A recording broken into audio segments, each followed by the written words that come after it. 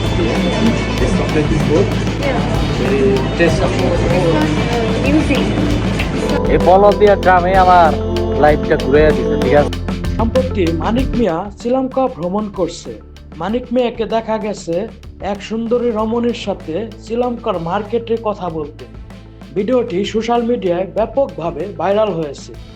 মানিক মিয়ার এই কর্মকাণ্ড দেখে অনেক প্রবাসীরা ক্ষিপ্ত। বিশেষ করে প্রবাসীরা বলছে মানিক মিয়া কি তার আগের কথা ভুলে গেছে।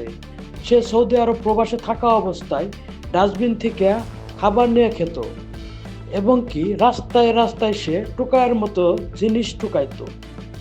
মানিক মিয়া কি সেই আগের কথা ভুলে গেছে? এখন সে বিভিন্ন কর্মকাণ্ড করছে।